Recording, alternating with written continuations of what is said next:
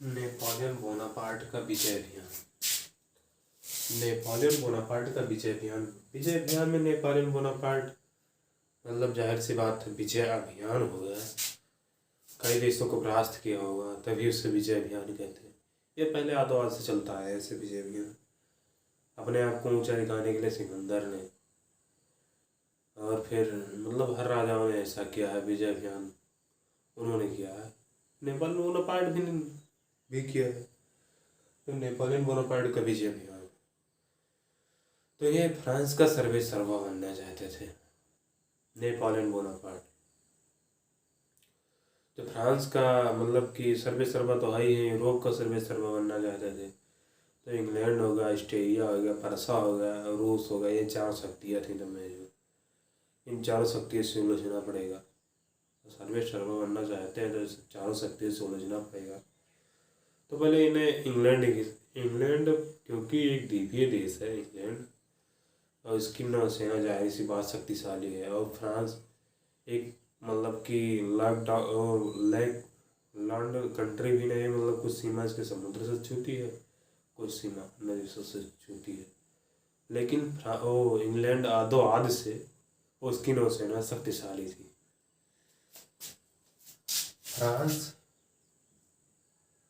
France Europe का सर्वेसर्वा बनना चाहता था। फ्रांस यूरोप का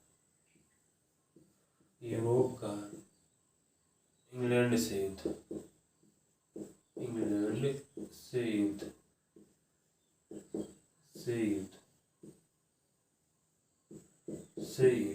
फ्रांस यूरोप का सर्वेसर्वा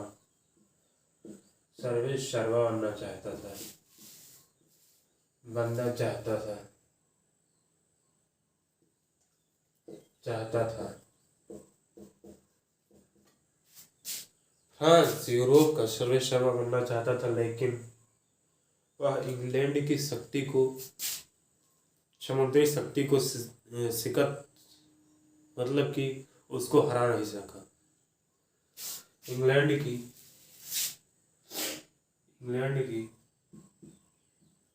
सैनिक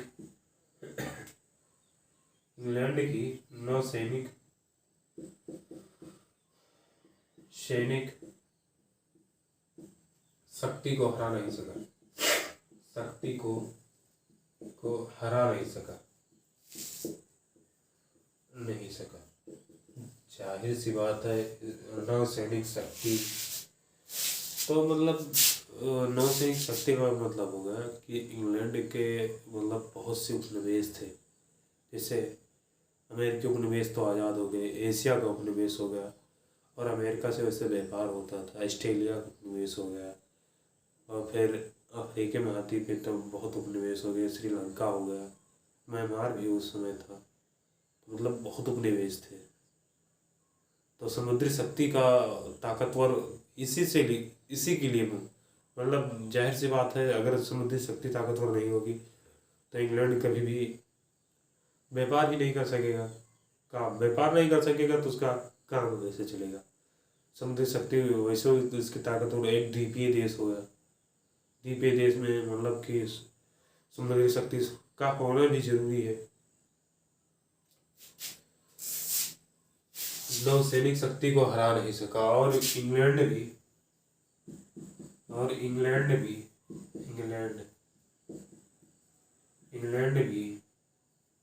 फ्रांस को बुरी तरीका से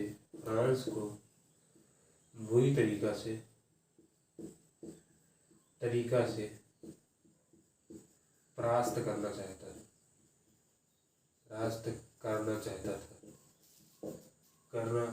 था।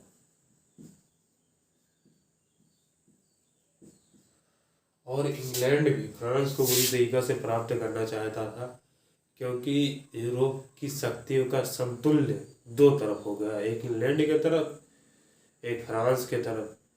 तो जाहिर सी बात है एक दूसरे के प्रति जलन जरूर होगी। दो तरफ मतलब शक्तियों का बंटवारा हो जाएगा। तो अब फ्रांस को भी बुरी तरीका से परास्त करना चाहता था।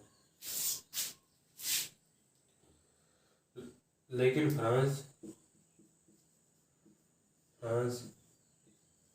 समुद्री युद्धों में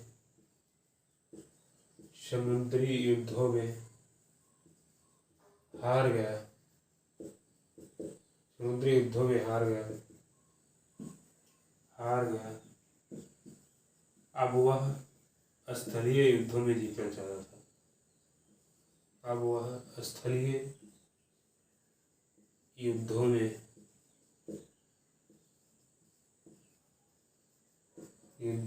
जीतना चाहता था, लेकिन वह अब स्थलीय युद्धों में जीतना चाहता था। स्थलीय युद्धों में जीतना चाहता था, जाहिर सी बात है कि समुद्री मतलब समुद्र नौसेना कमजोर थी। फ्रांस की समुद्री नौसेना कमजोर थी। फ्रांस की समुद्री नौसेना कमजोर थी। फ्रांस की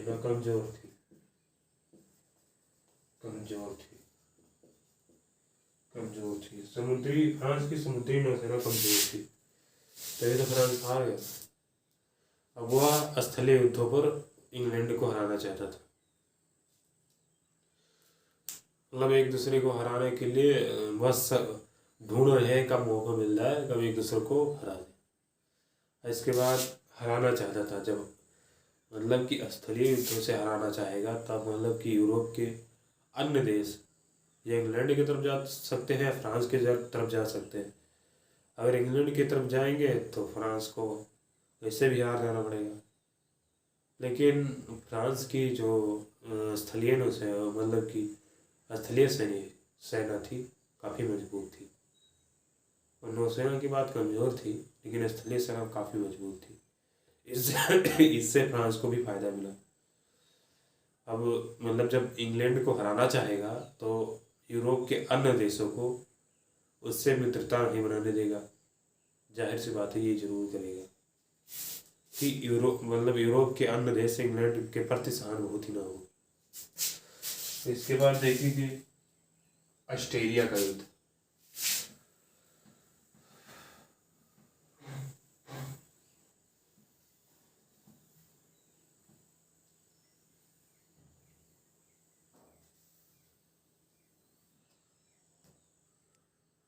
ऑस्ट्रेलिया का युद्ध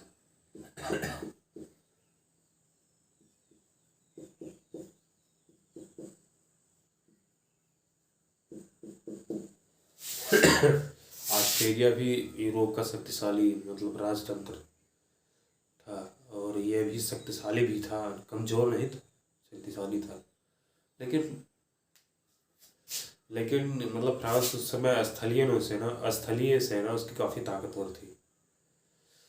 ऑस्ट्रेलिया तो अलग है। ऑस्ट्रेलिया ने गुटबंदी के साथ फ्रांस की सेना को शिकस्त देना चाहता था। गुटबंदी का मतलब होगा 2-3 देश मिलकर गुटबंदी। ऑस्ट्रेलिया गुटबंदी के साथ, अब गुटबंदी यही से चालू हो जाती है, और ये सेकंड वर्ल्ड वॉर अभी तक नहीं चालू है, क्योंकि अलायंस हो जाता है जो नाटो, ये भी गुटबंदी है। ऑस्ट्रेलिया गुटबंदी के साथ फ्रांस को हराना चाहता था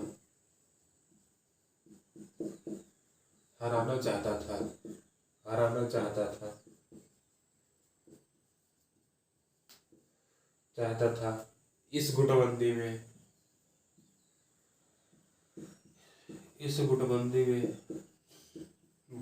में इंग्लैंड जरा है, जाहिर सी बात है। इंग्लैंड के बाद रूस हो गया,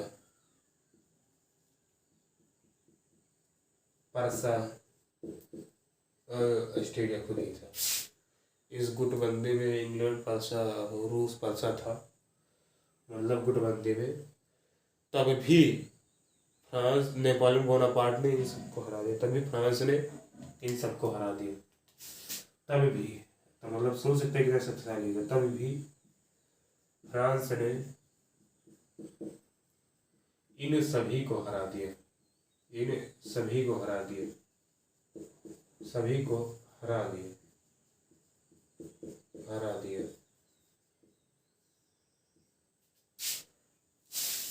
तब भी फ्रांस ने इन सभी को हरा दिया। मतलब कि तब ताकतवर थी ना नेपोलियन बोनापार्ट ने, आर्थिक सुधारों की बात की तो इससे ताकतवर सेना बनी थी। तब भी फ्रांस ने इन सभी को हरा दिया और ऑस्ट्रेलिया को काफ़ी हानि हुई। ऑस्ट्रेलिया को काफ़ी हानि हुई। ऑस्ट्रेलिया को काफ़ी हानि हुई। काफ़ी हानि हुई। हानि हुई। ऑस्ट्रेलिया को काफ़ी हानि हुई और उसके ऑस्ट्रेलिया को कुछ भाग फ्रांस को देना पड़ा। ऑस्ट्रेलिया को कुछ भाग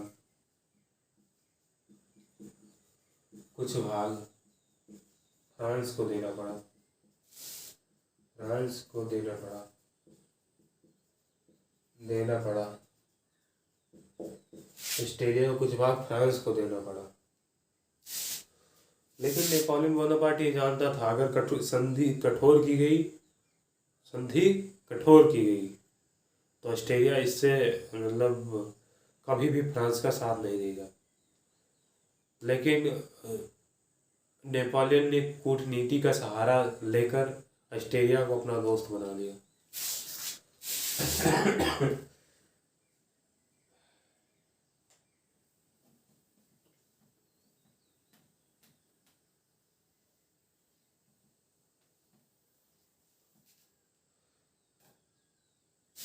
लेकिन नेपोलियन ने कूटनीति का सहारा लेकर ऑस्ट्रेलिया को अपना देश बना लिया और इसमें मतलब ऑस्ट्रेलिया से जो उसको भाग मिले थे उसको राइन संघ मतलब 14 राज्यों को राइन संघ बनाया। राइन संघ यानी जर्मनी का जो मतलब पार्ट था राइन नदी किनारे, उसी को राइन संघ कहते हैं। नेपोलियन ने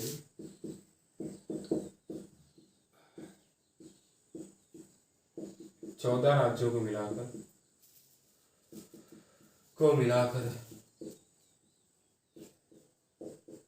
मिलाकर राइन संघ बनाया।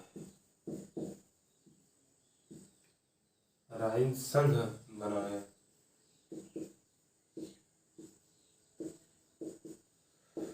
14 राज्यों मिलाकर राइन संघ बनाए नेपोलियन।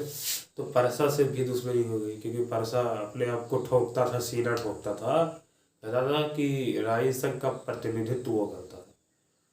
तो परसा से दुश्मनी वहीं से हो गई, सीना ठोक के कहता था। राइन संघ बनाया परसा ने। राइन संघ मतलब कि नेपाल ने 14 राज्यों को मिलाकर राइन संघ बनाया और ऑस्ट्रेलिया से मतलब जो संधि की थी उसका नाम प्रेसवर्ग थी। ऑस्ट्रेलिया से संधि की थी उसका नाम प्रेसवर्ग था। ऑस्ट्रेलिया से जो संधि की थी उसका नाम प्रेसवर्ग था। और नेपोलियन ने कूटनीति का सहारा लेकर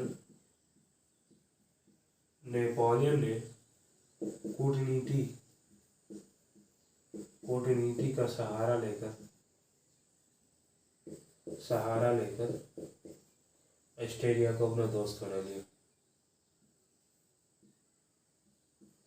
ऑस्ट्रेलिया को अपना दोस्त बना लिया।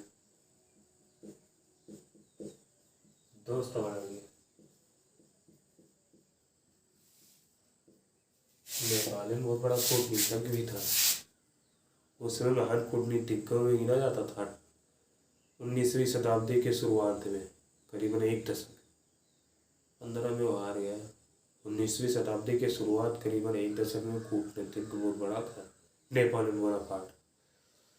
तो मतलब कि 14 राज्यों को मिलाकर राइन संघ बनाया। इससे परसा नाराज हो गया और ऑस्ट्रेलिया को मजबूर प्रेसवर्ग की संधि करनी पड़ी, जिससे 14 राइन संघी बने और कुछ ऑस्ट्रेलिया को मतलब फ्रांस को देने पड़े।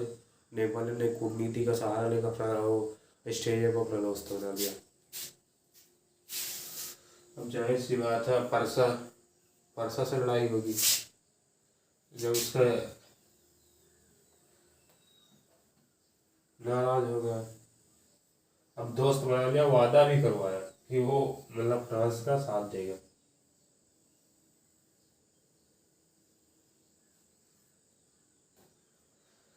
परसा से युद्ध।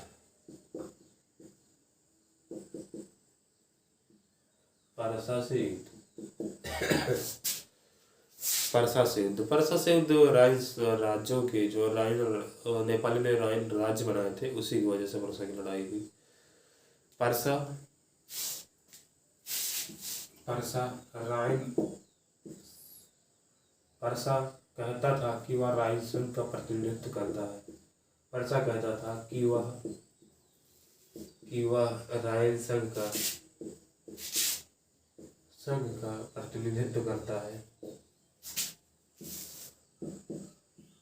निधित्व करता है निधित्व करता है। इससे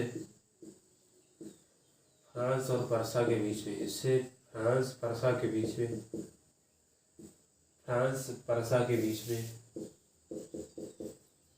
के बीच में दो लड़ाइयाँ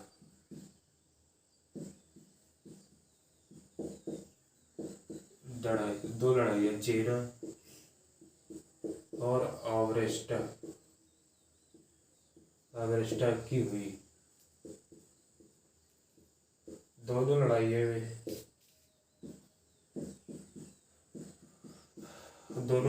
में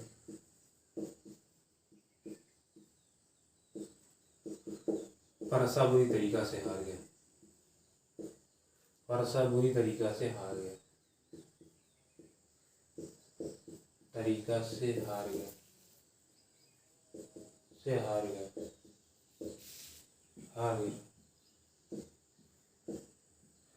दोनों लड़ाइयों में परसा बुरी तरीका से हार गया। जेना और वेस्टा की लड़ाई हुई।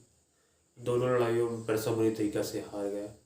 इससे उसकी शक्ति धूमिल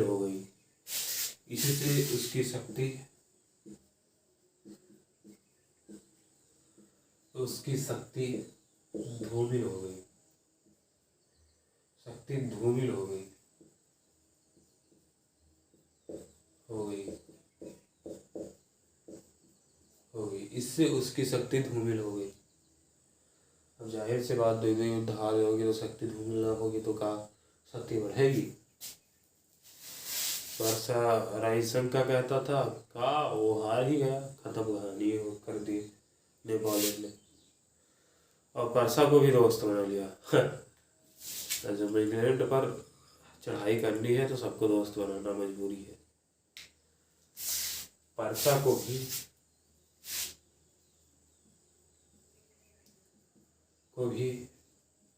कूटनीति के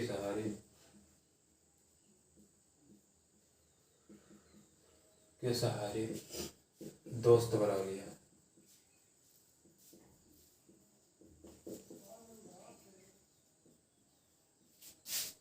परसा को भी कूटनीति के सहारे दोस्त बना लिया। अब रूस से युद्ध, रूसों भी उस समय से लेकर आज समय तक भी शक्तिशाली है। रूसी है सब देश, लेकिन वह उस समय इंग्लैंड इतना शक्तिशाली नहीं था, लेकिन आज बहुत शक्तिशाली है। अमेरिका और रूस समतुल्य। अमेरिका इतना शक्तिशाली नहीं है, लेकिन तो रूस उस समय यूरोप में महत्वपूर्ण देशों में भूमिका निभाता था। रूस से युद्ध,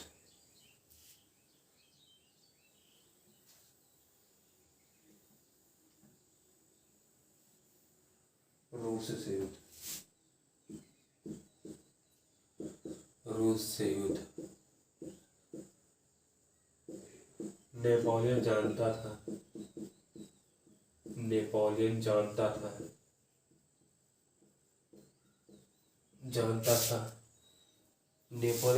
था, मतलब पढ़े लिखे काफी था नेपोलियन। वो ये भी जानता था कि बिना यूरोपीय शक्तियों को दोस्त बनाए वह इंग्लैंड को नहीं हरा सकता। बिना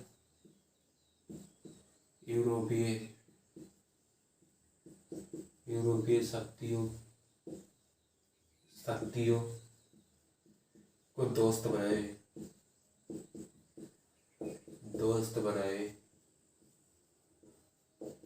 वह इंग्लैंड को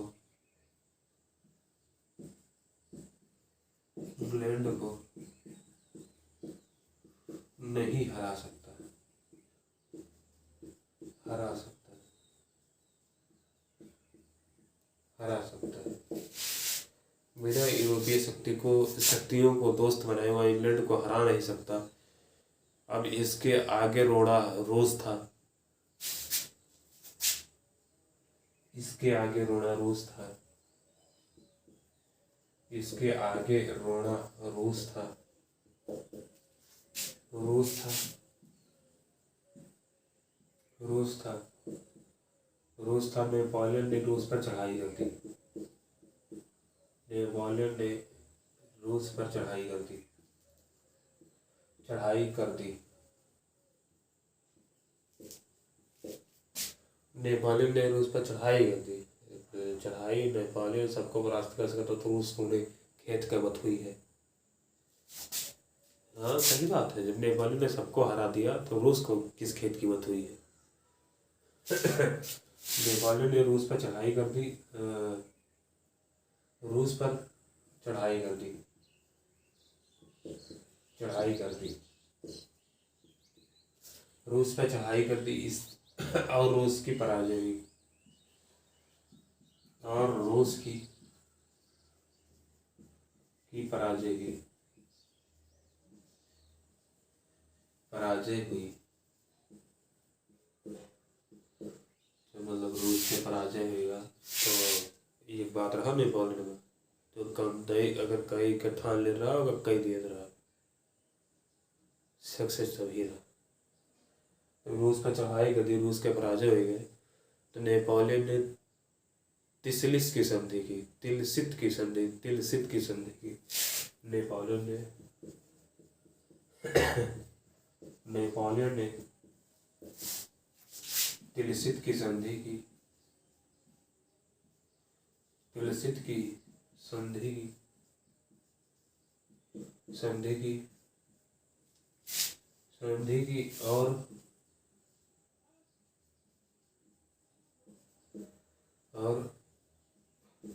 इंग्लैंड का न साथ देने का वादा करवाया, इंग्लैंड का न साथ देने का वादा करवाया, साथ देने का वादा करवाया।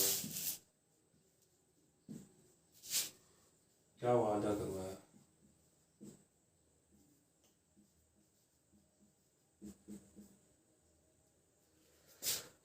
जब नेपोलियन बोनापार्ट ने रूस को पराजय मतलब रूस को हरा दिया तो एक संधि की, तिलसित की संधि, जिससे नेपोलियन बोनापार्ट ने कहा कि इंग्लैंड का तुम साथ नहीं देना, मतलब धमकाया जो भी कहा लेकिन इंग्लैंड का साथ नहीं देना। अब नेपोलियन ने इंग्लैंड को परास्त करने के लिए गया, फ्रांस या नेपोलियन यूरोप का सर्वेसर्वा बनना चाहते थे कि सबसे ताकतवर देश या सर्वेसर्वा बनना चाहते थे। तो जब इंग्लैंड, परसा, ऑस्ट्रेलिया सबको ख़त्म कर दिया तब इंग्लैंड पे चढ़ाई किया। जब इन सबको ख़त्म कर दिया तो इंग्लैंड पे चढ़ाई किया।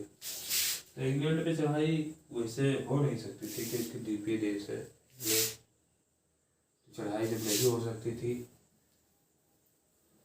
तो मतलब कुछ ऐसी चीज़ों को लगाकर वो इंग्लैंड की अर्थव्यवस्था को तबाह करना चाहता था। अगर अर्थव्यवस्था तबाह हो गई उद्योग धंधे बंद हो जाएंगे, जिससे इंग्लैंड की अर्थव्यवस्था सड़क से उतर कर पटरी पे चली जाएगी। उसके लिए उसने महाद्वीपीय व्यवस्था की, महाद्वीपीय व्यवस्था, महाद्वीपीय व्यवस्था में नेपोलियन बोनापार्ट ने इंग्लैंड को तबाह करने के लिए की थी। यह व्यवस्था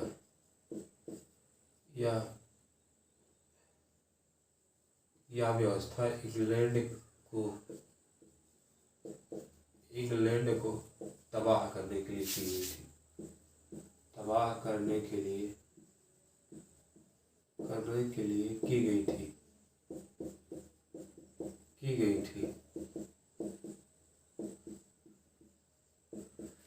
की गई थी, नेपोलियन सोचता था, जाहिर जाहिर सी बात है, जब सब यूरोपीय देश कोई सहायता नहीं करेगा, कोई उसका सामान नहीं लेगा, तब वो नेपोलियन सोचता था तो कि फ्रांस की इंग्लैंड की अर्थव्यवस्था झंडों मतलब कि एकदम बर्बाद हो जाएगी। लेकिन नेपोलियन बोनापार्ट ये गलत सोचता था कि इंग्लैंड की अर्थव्यवस्था ऐसे ही बर्बाद हो जाएगी, तबाह करने के लिए की गई।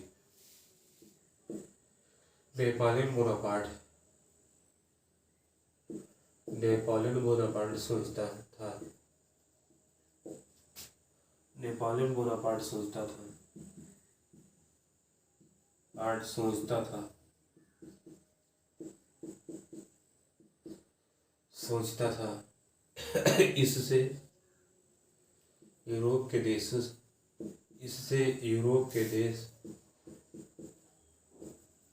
देश के साथ इंग्लैंड का व्यापार नहीं होगा। इंग्लैंड अपने वस्तुएं नहीं भेज सकता। यूरोप के देश के साथ इंग्लैंड यूरोप के अन्य देश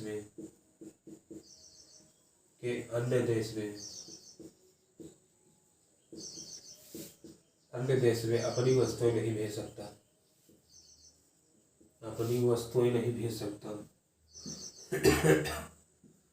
नहीं भेज सकता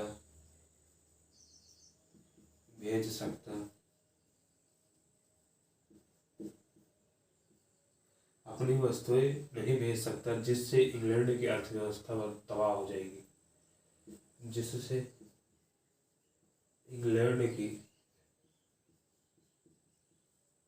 अर्थव्यवस्था तबाह हो जाएगी।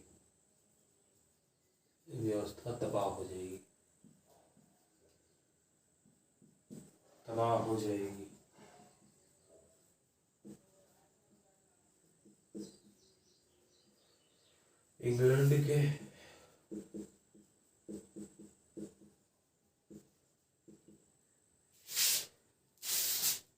नेपोलियन बोनापार्ट सोचता था इससे इंग्लैंड की अर्थव्यवस्था तबाह हो जाएगी और इंग्लैंड के उद्योग धंधे बंद हो जाएंगे और इंग्लैंड की अर्थव्यवस्था सड़क से उतरकर पटरी पे चली जाएगी।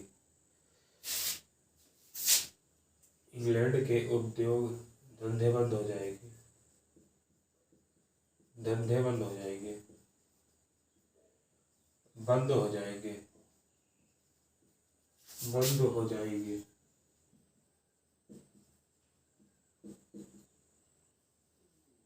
उद्योग धंधे बंद हो जाएंगे। जब उद्योग धंधे बंद हो जाएंगे तो इसकी अर्थव्यवस्था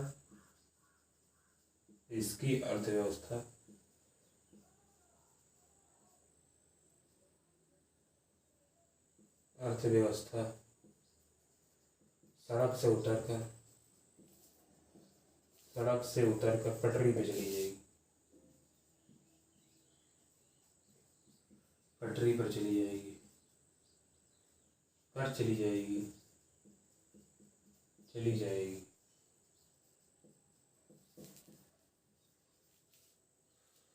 इंग्लैंड की अर्थव्यवस्था सड़क से उतरकर पटरी पे चली जाएगी। लेकिन नेपोलियन बोनापार्ट एक बात भूल गया। क्या बात भूला?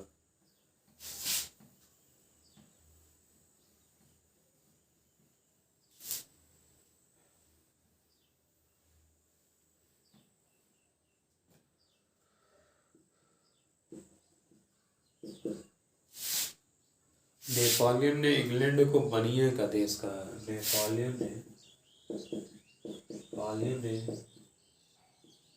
इंग्लैंड को बनियों का देश कहा।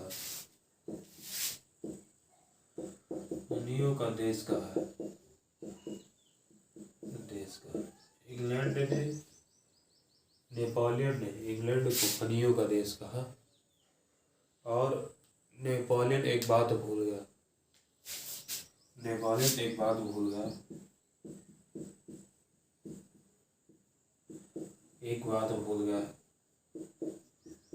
भूल गया कि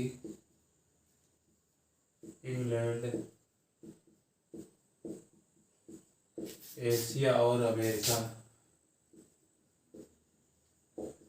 एशिया और अमेरिका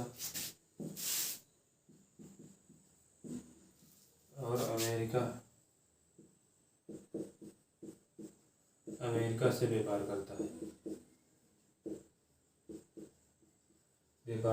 है। एशिया में उसके निवेश भी है। व्यापार करता है। जाहिर सी बात है, जब मतलब कि दूसरे देशों में से व्यापार करेगा, किसी अन्य देशों में उसका उपनिवेश है जहाँ की वो संपत्तियाँ लूट रहा है, तो कैसे उसे उसकी अर्थव्यवस्था तबाह की जा सकती है। आप ही सोच सकते हैं। महाद्वीपीय अर्थव्यवस्था का असफलता का कारण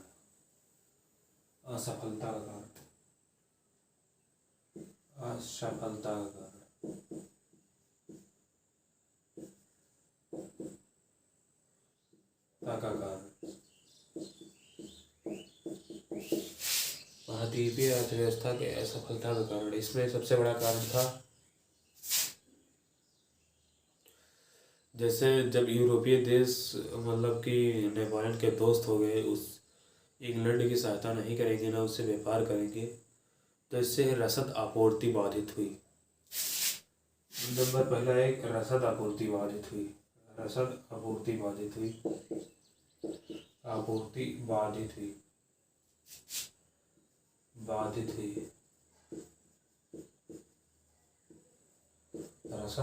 बाधित हुई और यूरोपीय देश में रसद की कमी पड़ गई।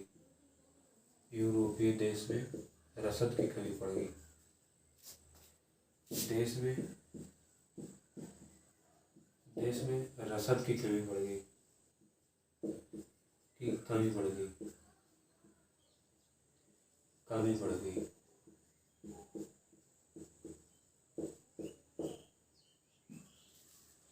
यूरोपीय देश में रसद की कमी पड़ जाएगी तो फिर इंग्लैंड से मजबूरन उन्हें रसद लेना पड़ेगा, क्योंकि नेपाली ने इसकी कोई व्यवस्था ही नहीं की थी। तो ये भी कारण था। और इंग्लैंड के अन्य यूरोपीय और अमेरिकी देशों से व्यापार हो जाता है। इंग्लैंड की अन्य यूरोपीय देशों से व्यापार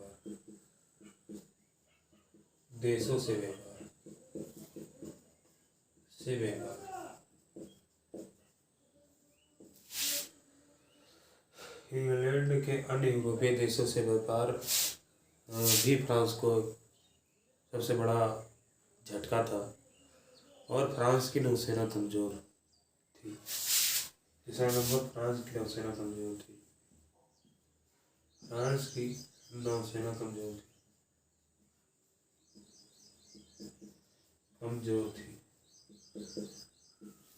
तीसरा सबसे बड़ा कारण, पहला सबसे बड़ा कारण, दूसरा सबसे बड़ा कारण, क्योंकि यूरोपीय देशों में रसद की आपूर्ति बाधित हुई।